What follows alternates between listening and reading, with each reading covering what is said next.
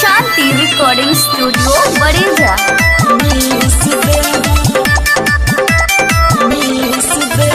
नाचुअर किस्टा में बाची रे चोख बच्चा मारे जी के काटी रे बुझले रे सुनहरा नाचुअर किस्टा में बाची रे चोख बच्चा मारे जी के काटी रे आव लगे है न सटना तो पीस दे हम बीस में हम किसले हम फ्री में दे हम 100 टका फीस दे हम गाल तोर मीस दे हम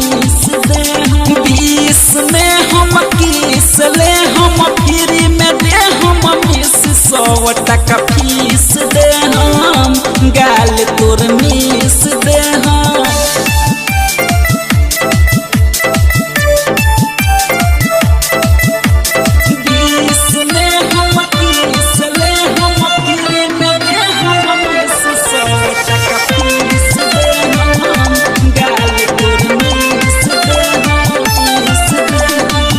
जादो जी में मार तू करवले बाड़ू बीच में तू बाबू साहब के फंसवले बाड़ू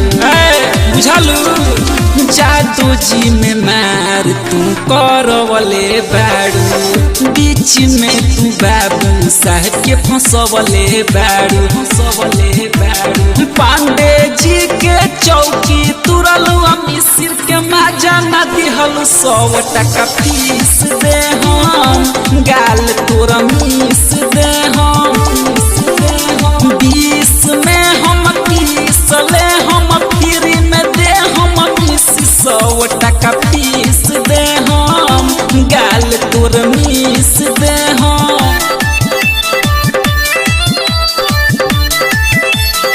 शांति रिकॉर्डिंग स्टूडियो बड़ेजा।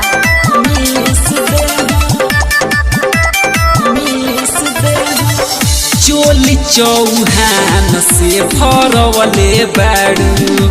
परमध गोविंद के फंसवले बाड़ू अरे कहे उससे पहले रे चोली चौहान से भरवले बाड़ू परमध गोविंद के फंसवले बाड़ू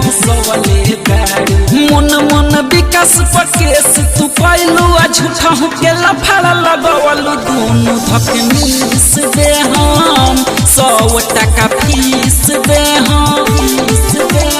20 में हम किसले हम फ्री में दे हम 100 टका फीस दे हम गाल तोर मीस दे हम नाचुअर किस्टा में बाची रे चोख बच्चा मारे जी के काटी रे आव लगे है न सटना तो पीस दे हम